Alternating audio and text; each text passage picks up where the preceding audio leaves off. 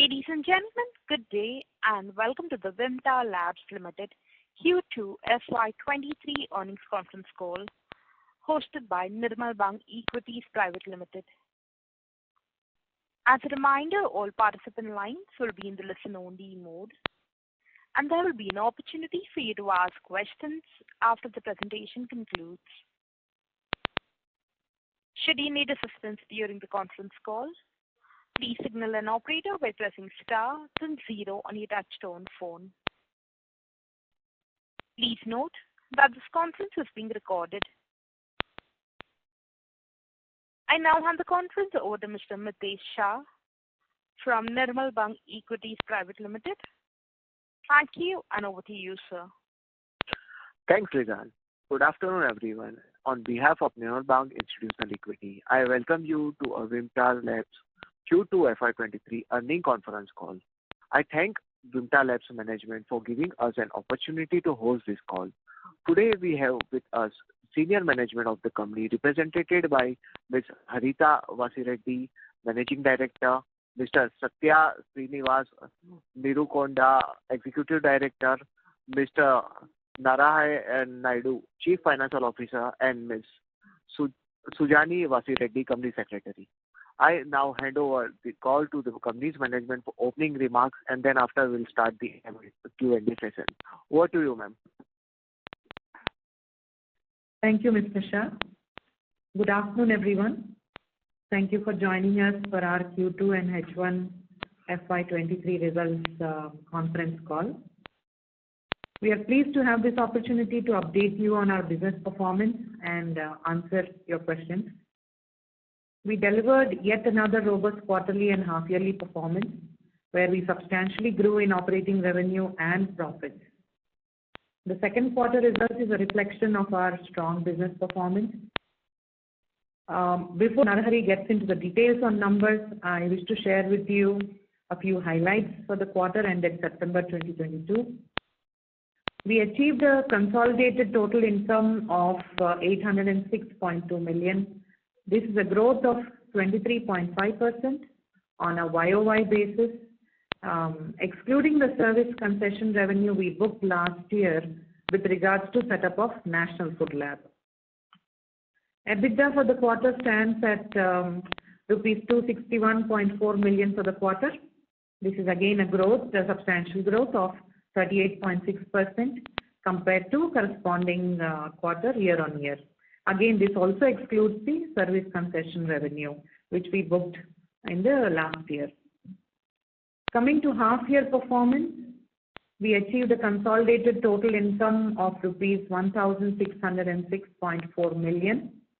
This is a growth of 25.4% YOY. During the year, we have been able to strengthen our relationship with existing partners and add new long-term partnerships as well across a few business verticals. On the operations side, majority of our service vectors continue to grow steadily, and this of course lays a good path to meet our short and long-term growth objectives. We continue to invest in technology to add more capacity. The National Food Lab that we operate in JNPT Navi Mumbai underwent a phase 2 NABL accreditation audit in Q2. And as of last week, we have now full accreditation for all the food categories under FSSAI. Accreditation for food categories, all food categories in under 12 months is not a normal feat, and probably no lab could have achieved this so far. The expansion project we shared with you in our last call is well underway. We did the groundbreaking ceremony and the construction activity has commenced. This expansion will add about 140,000 square feet, and we are also keeping an option open to increase it to 200,000 square feet. This will practically double our existing capacities of our life sciences facility in Genome Valley. We think this expansion will hold us good till about year 2030. Our electronics and electrical testing facility, I'm happy to share with you, was inaugurated formally in a very grand manner by Shri K.T. Ramarao, Honorable Minister for Industry, Commerce, IT, UD and MA, Telangana State. This was done on October 18th. We commenced operations last year itself. However, formal inauguration took time as we were waiting for Ministry of State. We are focused on our efforts to achieve our short-term and long-term growth targets and are confident to achieve the set goals in the coming quarters as well. I will now conclude my opening comments and with this request our CFO, Mr. Narahari, to please take over. Thank you. Thank you, Ms. Sarita. Good afternoon, everyone. Thank you, Mitesh, for organizing the call. I thank everyone for joining us for our Q2 and half-year results conference call. We are pleased to take you through the consolidated financial performance of the company for Q2, followed by the half-year ended September 2022. VIMTA once again delivered a very strong financial performance during the quarter and half-year ended September 2022. Our consolidated revenue from operations for Q2 is at INR 797.6 million as compared to 650.9 million in Q2 FY22, which translates to a growth of 22.5% compared to same quarter last year. This is considered excluding the revenue from service concessionary arrangement, which we recorded as part of revenue from operations in the same quarter last year. The profit before tax for the quarter stands at INR 177.6 million, with a margin expansion of 199 basis points compared to same quarter last year. This was achieved with a better cost management and operational efficiency across our business verticals. The employee benefit expense commensurate with the increase in revenue from operations, which also includes ESOP amortization expense. A positive impact of operational efficiencies and better cost management during the quarter were to an extent offset by higher G&A expenses, largely due to increase in our business promotion and travel expenditure. And there is an increase in depreciation expense for the quarter and half year. This was owing to capitalization of our electrical and electronics business segment. Moving on to half year performance, the revenue from operations for half year ended September 2022 is at INR 1589.9 million as compared to INR 1264.5 million in H1 FY22. This translates to a healthy growth of 25.3%. Of course, in H1 FY22, we have excluded revenue from service concessionary arrangement. EBITDA for the half year stands at INR 509.3 million, recording a very healthy growth of 42.6%. As I mentioned, the depreciation and finance cost for the half year has increased compared to previous H1 FY22. This was mainly owing to the capitalization of our electrical and electronic testing operations, as well as our National Food Laboratory commenced in Q4 of FY22. As on September 2022, the company had a positive cash balance of about 26 crores.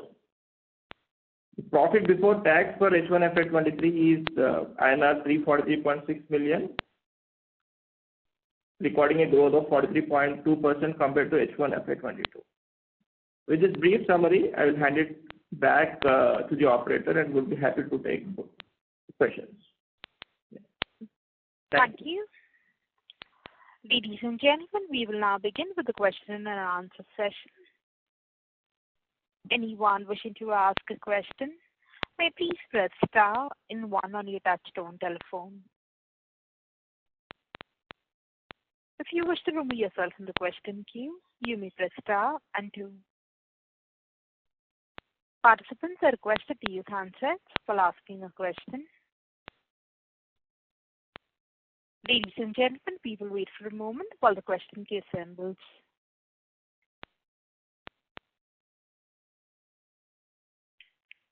The first question is on the line of Ankit Gupta from Bamboo Capital. Please go ahead. Yeah, thanks for the opportunity and congratulations for a good set of numbers. Ma'am, if you can briefly talk about how the key segments for us, pharma, food in GMPT lab, diagnostic, environmental, electrical, and environment testing. How our key segments are doing, and how do you see the growth in the segment going forward? Thank you. All the segments are doing well. Pharma especially is very encouraging. Food is also growing at a faster pace than earlier. Diagnostics, it can be better. It's a tough market out there, so sometimes it's 2 feet forward and 2 feet backward. But we have made some interesting partnerships in new cities, so that's also fairly okay. E&D, the electrical and electronic testing division, has had a very good opening response from the market. Our capacities are already full in one shift, so we are planning to expand into the second shift of operations as well. Coming to our environmental business, Q2 typically tends to be a low season because it's monsoon, but again, third and fourth quarters will be quite strong. Sure. And then, we've reached a quarterly run rate of around 80 crores for the past 2 quarters, 79, 80 crores. And normally we have seen that in VIMTA, H2 has always been better than H1.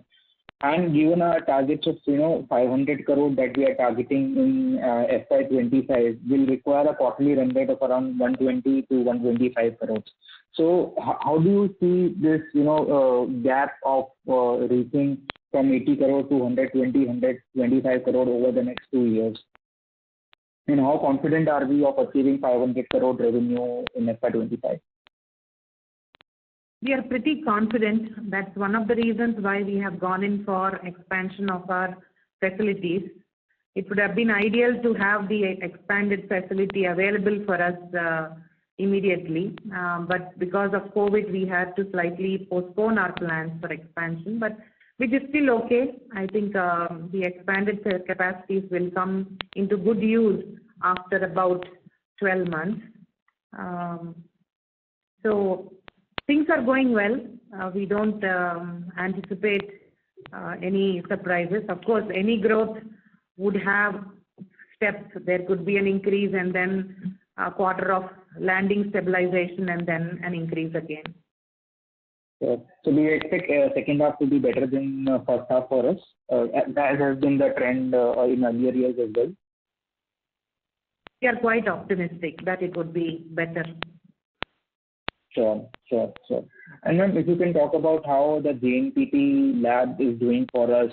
Are we scaling up now? How has been the operations? And, when do you expect to reach the optimal revenue that we were targeting for JNPT over the next, when do you expect to reach those revenues? So JNPT, we were running with half scope accreditation until last week. But as of last week, our accreditation is now full scope. So there will be a joint steering committee that will be set up by FSSAI, in which we are also a member. So in that committee, there will be a decision on allotment of higher volume of samples to NFL, and we expect that post-meeting our samples and therefore the revenues will be better. Sure. And if you can please share how has been the monthly ramp up? Are you seeing monthly growth in revenues from JNPT, or it has been stagnant since the lab commenced operations? The samples are quite in line with the imports that happen through that port. So you will not find too many peaks and troughs. Of course, there are seasonalities of some imports, but it's quite a stable number of sample inflow into the lab. But now since we are expanding, now we have full scope for all the FSSAI food categories, the number of samples that NFL will get will increase. Sure. Because earlier we were also facing competition from the labs which are around JNPT, and there were a share of samples which are going to them, and it was slowly increasing towards us. So how has been the sample diversion towards us compared to the other competitors in and around the vicinity of JNPT? The owner of the sample is FSSAI, so it is FSSAI's discretion as to how they distribute the samples. Before NFL, there was an ecosystem of several labs catering to this requirement of, import sample testing. So I think FSSAI is trying to take a balanced walk and slowly, adjust the sample flows duly and justly for the labs that were testing samples earlier and to its own lab now. So I think it will be a gradual process, but slowly and steadily the NFL share has to increase. Sure. What kind of capacity utilization do you expect to reach by, let's say, by end of this year? Since, we have got both the accreditations now. We are probably at around 50-60% capacity utilization. So there's plenty of scope to, increase the utilization. And 50-60% is on 3-shift basis, or we have just started? I think last call you said we have started more second shift as well. Yes, the shifts are there. It's just that we'll be adding more number of human resources when we have more samples. Sure. Okay. Thank you and wish you all the best. Thank you. Thank you. The next question is from the line of Pratik Kothari from Unique PMS. Please go ahead. Hi, good afternoon and thank you. Ma'am, my first question is regarding the capital intensity of our business.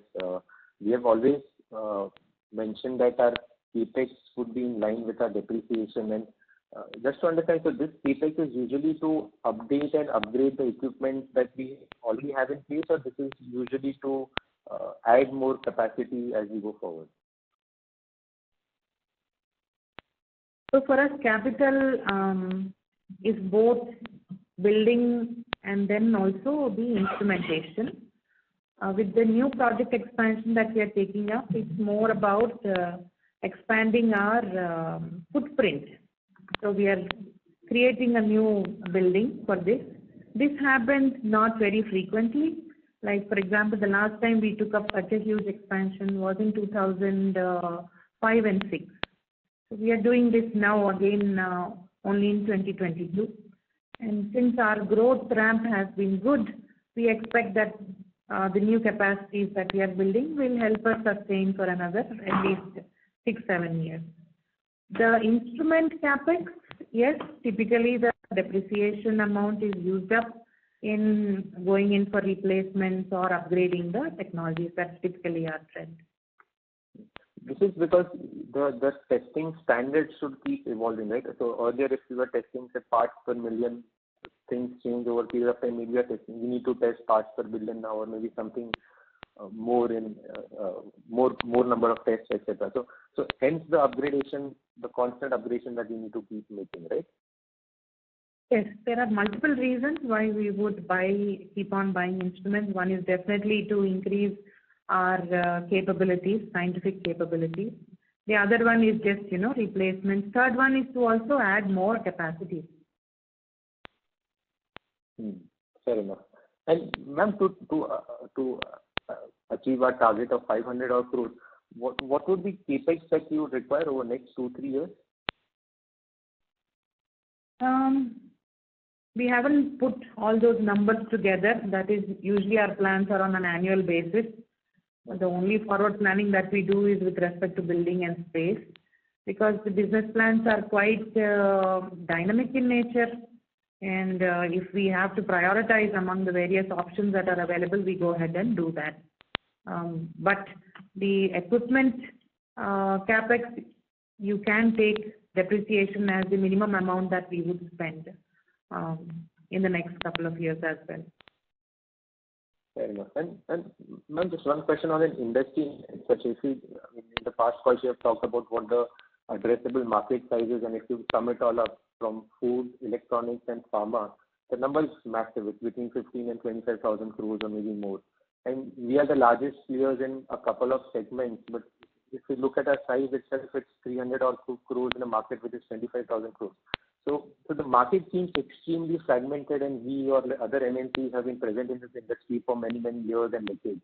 So what do you think industry as general faces? What challenges do we face as an industry that no one has been able to scale up until now. You have rightly said that the opportunities are very good in each of the segments that we operate. The biggest challenge that we have always faced is the right kind of human resources, the right kind of technological and scientific leadership that is required for a knowledge industry like ours. Fair enough. And in one of our notes account, we have mentioned some 0.97 million as some revenue and cost. This is, I believe, for the JNP part where you would have added some capacity to the lab, the one which gets used for us, right? Can you please come again, Pradeep? In the notes to account, we have this 0.97 million for this quarter and 3.3 million, I believe, for the last quarter, which is revenue from operations and lab setup expenses include this, representing the revenues relating to lab setup services provided under SPA. Yes. So this is nothing but the revenue what we had included as part of revenue from operations by setting up National Food Laboratory. So this is an accounting treatment in line with Ind AS. So if you are seeing our results, in corresponding quarter, we have included a revenue of 104 million in the top line, which is again a part of cost of lab setup. So there's a debit and credit. So we are excluding that and seeing the improvement in business performance. Yes. So this does not include the revenue that you would have generated from that lab, right? This is just to set up that lab. Absolutely. Okay, then. Great. Thank you so much and all the best. Thank you. Thank you. The next question is from the line of Dikshit Doshi from Whitestone Financial Advisors Private Limited. Please go ahead. Yeah, thanks for the opportunity. The first question is regarding the JNPT lab. Can you give us the revenue number for that? We are not authorized to share that information. Okay. So can you just mention that, let's say in Q2 or H1, that business independently would be profit making, or still we have not reached that stage and maybe making some loss?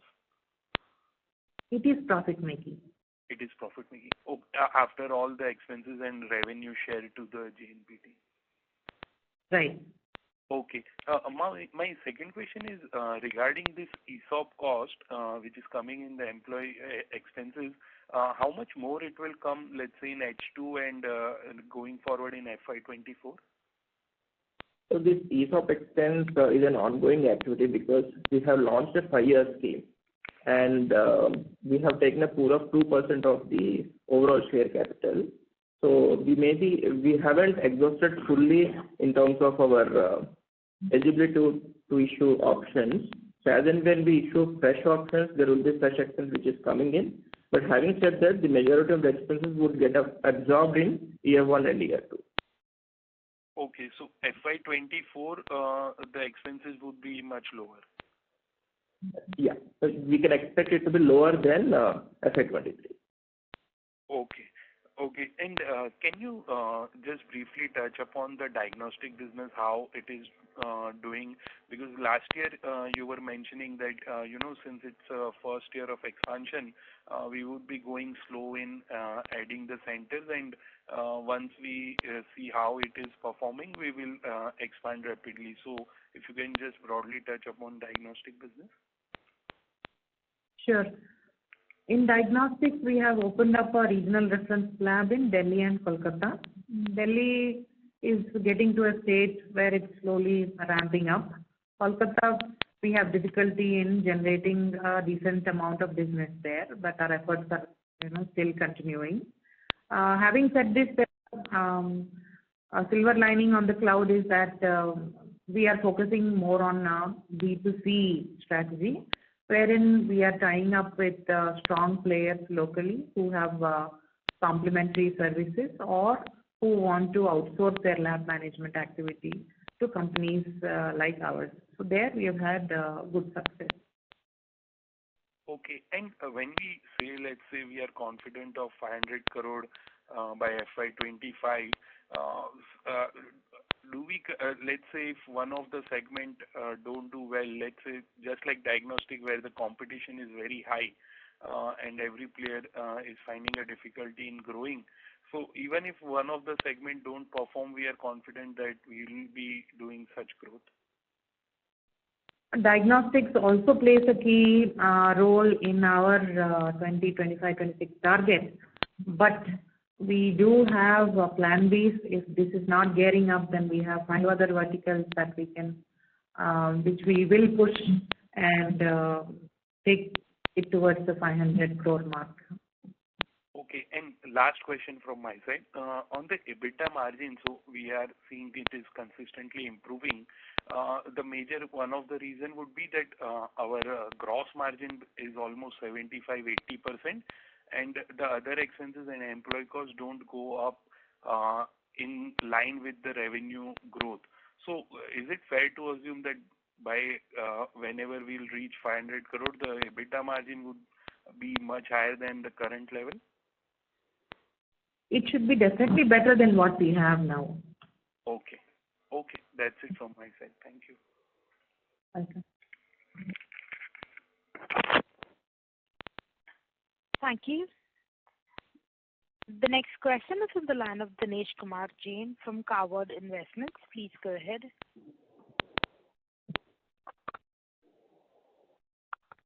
Can you hear me? Dinesh Kumar, we are unable to hear you clearly. No? Yeah, is it clear? No, sir, we are not able to hear you. You're not able to hear me. It's star, right? Sir, your audio is sounding very feeble. Can you now, ma'am? Sir, can you use the handset more while speaking and not the speakerphone? Yeah, I've taken out the speaker. Ma'am, can you hear me now? I think it's clear. Sir, please proceed. Okay, yes, congratulations on a good result. You have been consistent to your mark. And also congratulations on the getting all categories of SSAI testing agencies. I had 2 questions. One, majorly, is there any major write-off during the year? During the quarter 3, quarter 2. Is there been any major write-off in the books of accounts? Write-off is a routine business. Typically, our write-offs tend to be around 1% odd, so nothing atypical this time. Okay. Okay then. And also, what additional revenues are we expecting from all the categories? I think before you used to do only how many, 30% or so, ma'am, of all the food categories, and you are now shifted to 100% or how?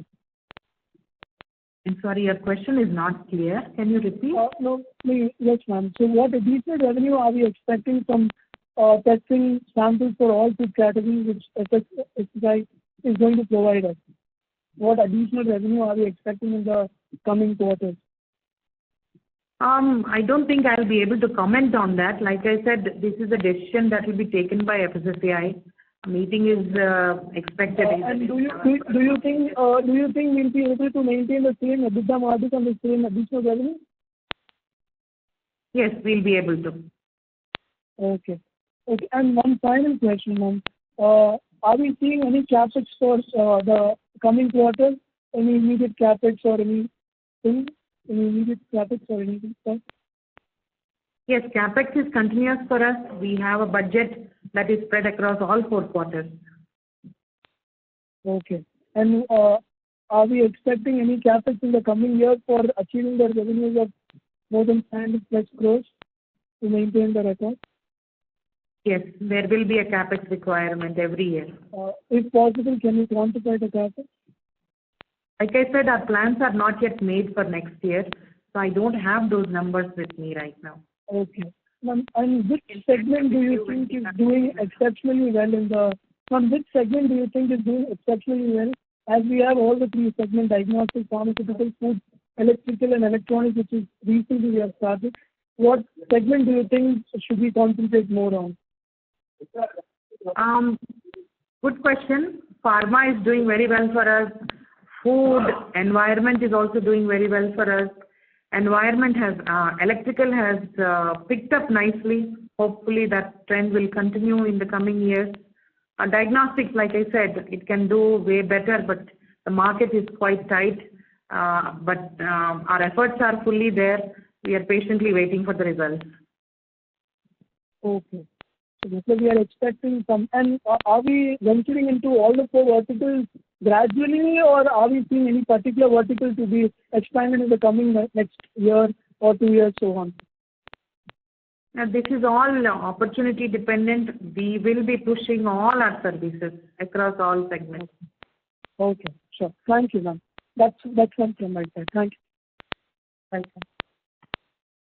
Thank you. The next question is on the line of Anurag Patil from Roha Asset Managers. Please go ahead. Thank you for the opportunity. So, ma'am, on the employee cost side, excluding the ESOP expenses, is 22 crore run rate for the quarter, is it sustainable, or are we expecting any increase in the coming quarters? Yeah. So on the employee cost, in percentage terms, we can expect it to continue the same way as it is now. But in absolute number, it may go in proportion to our revenue from operations growth. Okay, so same will persist in FY24 onwards also. So can I assume that? So we can assume employee cost to range in between 28 to 30%. That has been our past trend. We can expect that to continue in future as well. Okay, sir. That's it from my side. Thank you very much. Thank you. The next question is from the line of Pooja Doshi, an individual investor. Please go ahead. Yeah. Hi, ma'am. So my question is related to clinical research side of the business. So within that, I assume that that's the only business which is large enough to accommodate like big additional revenues. And I suppose that 10 years back you had reduced your interest in clinical research side. So I just wanted to know if, you're planning to get into that again. Clinical research is an existing service for us. So there's nothing like entering into it again, but we are expanding our capabilities in that service segment. We are also now targeting large population studies and studies that are for large molecules. And could you give us some idea on the order book that you have in that particular segment? Order book specifics is competitor sensitive, so I will refrain from sharing that. Okay, all right. Thank you. That's it from my side. Welcome. Thank you. The next question is from the line of VP Rajesh from Banyan Capital Advisors. Please go ahead. Yeah, hi. Thanks for the opportunity and congratulations on a good set of numbers. Just on the target for fiscal year 25 of 500 crores, if we assume that the diagnostic business will continue to have the kind of market challenges that everyone is facing, do you still think that you will hit 500 crores target by fiscal 25? Just wanted to clarify that. This question, I think, is similar to one asked earlier. Diagnostics is a part of our entire pie. So when we are targeting 500, this is definitely a part of that, target pie. But if this is going to not ramp up as per our expectation, we will have to push harder other services where there are good opportunities. Okay. And then with respect to GLPP business, would it become, more than 10% of our revenue by fiscal year 24 or fiscal year 25? Just if you can give us some directionally, some idea as to how big that business can be for us. Now, that is information that is proprietary to FSSAI because that's their lab. So I will not be able to share that information. I'm sorry. Okay. And lastly, on the EBITDA margin, do you think there is more room for moving up higher on the margin side from where we are currently as our revenue ramps up from almost getting double over the next couple of years? So to answer your question, we have been improving on margins quarter on quarter sequentially so far. But now we can expect it to be maintained for the future quarters. Okay. So majority of the growth in your earnings will come from the revenue growth, not necessarily from the margin expansion, is what I should take away. Can you please come again? So what I'm saying is that you are growing very fast. So majority of the earnings growth, the EPS growth that one will see in the business will come from the revenue growth and not necessarily from any operating leverage that generally one would expect given how quickly the business is going to grow. Yeah, it can be a combination of both, but the margins is dependent on the kind of projects we choose, the kind of operational efficiencies which we bring in for specific projects. So we'll not be able to comment on exact margin estimates at this point of time. What we are trying to say is that we'll be able to maintain the margins what we have achieved so far. Understood. Okay. Thank you and all the best. Thank you. The next question is from the line of Pratik Kothari from Unique PMS. Please go ahead. Hi, thank you again.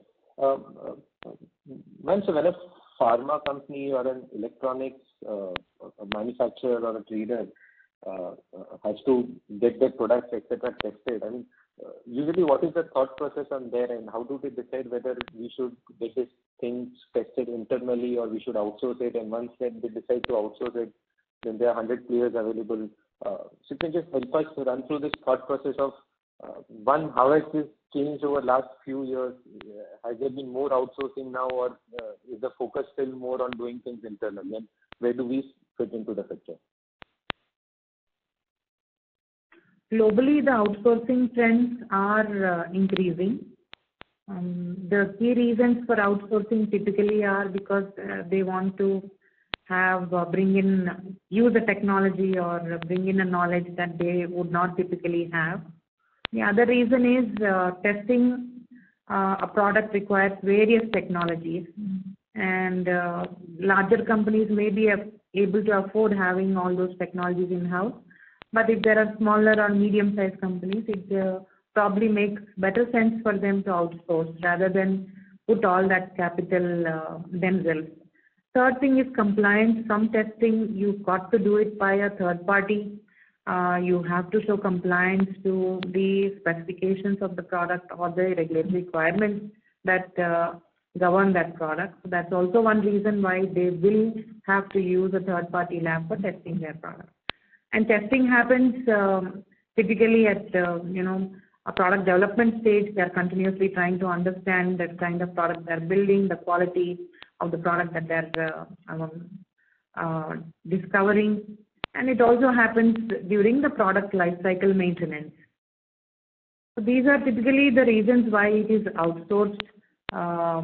Food is typically outsourced. Globally also, the food testing is increasing. Pharmaceuticals, the increase is more on the large molecules. Preclinical testing and clinical research is also typically outsourced by all pharma companies.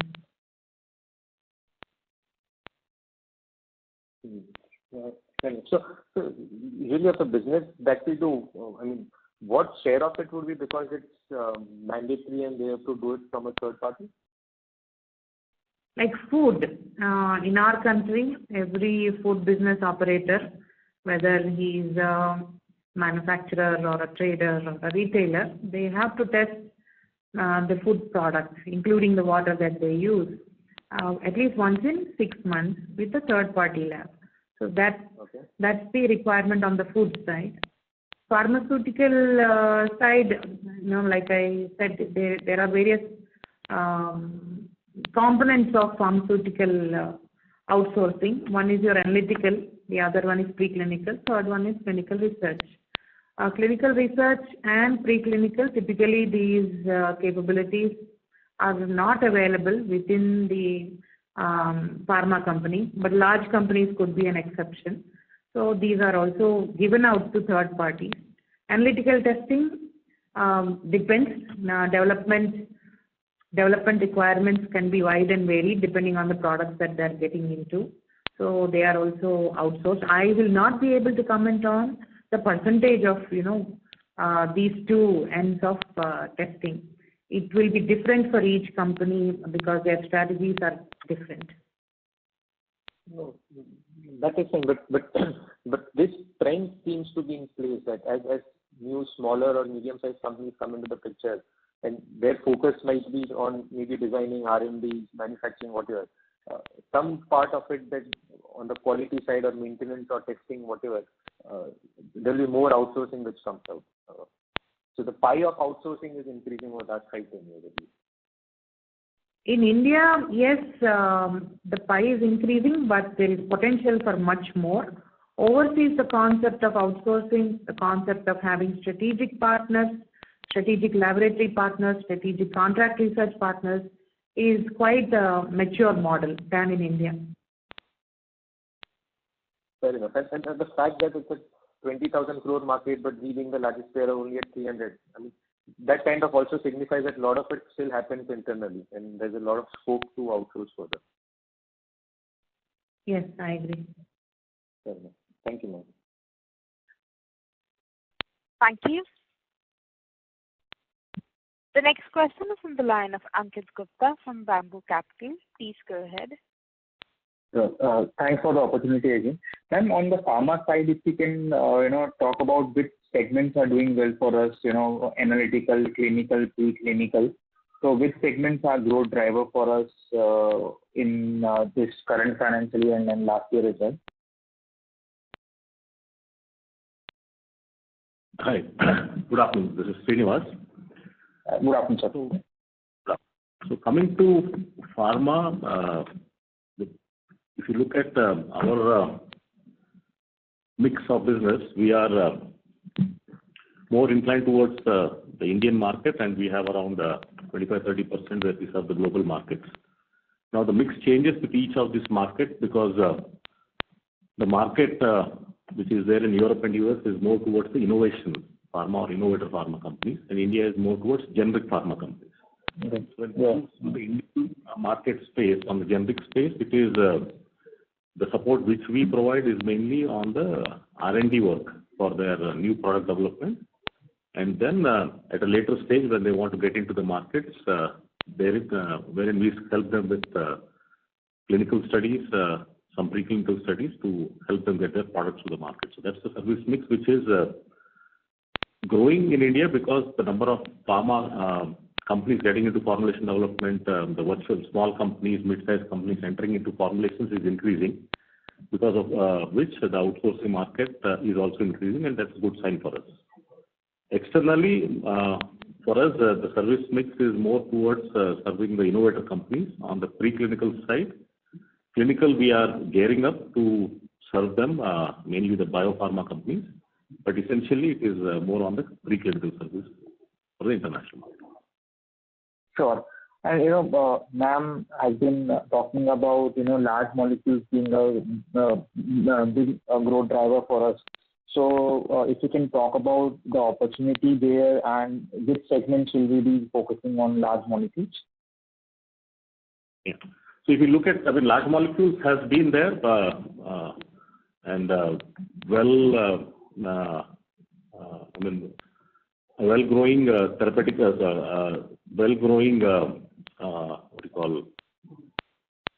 segment globally. It's been around now for more than 15 years that the US and Europe have been approving a lot of biologic products of the large molecules, and they've been very successfully used for to help with a lot of unmet medical needs and also more towards the oncology and abandoned diseases. Right. Now with the COVID trend coming in, now with the COVID last 2 years, this development has taken a fast track with a lot of venture capital fund and even the investor fund coming to small and mid-sized companies which are abundant in Europe and US. So the opportunities which arise because of this growth in the biotech segment or the large molecule segment is the small and mid-sized companies still need a lot of support to help them with product development. They are good at their R&D areas, but they need support in their product development areas. So the market is exciting for large molecules, both domestic market as well as global markets. And the areas for us to associate with these companies would be mainly in our preclinical, in our analytical sciences, and our clinical research capabilities. Sure, sure. And we already have significant revenues coming from large molecules in our pharma division currently, or we expect this to increase going forward? We have just started this journey 5 years back, and I won't say significant, but we have good revenues flowing in, and this is an area of focus for us and has a potential to grow exponentially in the coming years. Sure. And then on the electrical and electronic division, if you can talk about how has been the ramp up for us now, how many customers have approved us, and how are you seeing the ramp up in this division? So as Harita just mentioned to you, our response from the market, early response from the market is very good. We have our order books bringing in new customers. I think currently the customer base is around 60 for us, and we are also planning on increasing the capacities by adding additional shifts. A lot of money or investor money is coming, helping a lot of startups which are coming in these areas, mainly in the IT hubs of India. So this is a good area to be in, and I think it's going to grow further. Sure. We invested on almost 20-25 crore capex for this segment, and we were expecting the asset turns for this business can be 1 to 1.2 times. So when do you expect that we might have to go in for another round of capex in this? As of now, phase 1, we have invested around 30 crores. That is the business which has now started, and overall plan is there to invest more, and as the time comes in when we exhaust these capacities, I think that's when we'll start thinking on increasing this or investing more into 1 or 2 more centers. So given the current run rate, when do you expect that we'll be able to exhaust this capacity by which year? I think this would the current capacities would still help us for at least a year and a half, and that's when we will. We'll add 1 more chamber to it, so to increase capacity. And chamber cost will not be that much, if I understand correctly from your earlier calls. It will not be as big as what it will not be a substantial cost for us, that chamber addition. You are right. Yeah. Okay. Thank you, and wish you all the best. Thank you. Thank you. The next question is from the line of Meet Shah, an individual investor. Please go ahead. Hello. Yeah, congratulations to the team and thanks for the opportunity. So the last conference call, you had given a number for the capacity utilization of the Kolkata and the Delhi labs, which was around 30 to 40%. And ma'am, as ma'am already said, Delhi has seen some good business, Kolkata has not. So can I get a number roughly for the capacity utilization for both the labs? Delhi would have gone up slightly, maybe by a few percentage points, but Kolkata we don't have much capacity utilization. So can you just comment if it's gone up for Kolkata or it's gone down? Business has not gone down, but it could not ramp up from the initial seeding business that we could generate when we put the lab up. Okay. Thank you. Thank you. The next question is from the line of Dinesh Kumar Jain from Carwood Investments. Please go ahead. Good afternoon, madam. I wanted to know any new discovery from our side, or if we are working on some new discoveries or molecule or something like that, which will have a very good impact in future. So the growth of the company will be exponential. Any idea is there, or we are working on that idea, or in future we are going to work on that idea? I want to know present, future, and all those things. Let me know, madam. Thank you. We are not in the line of discovering anything. We support companies that are in discovery activities. Okay. So right now we are not into the discovery side.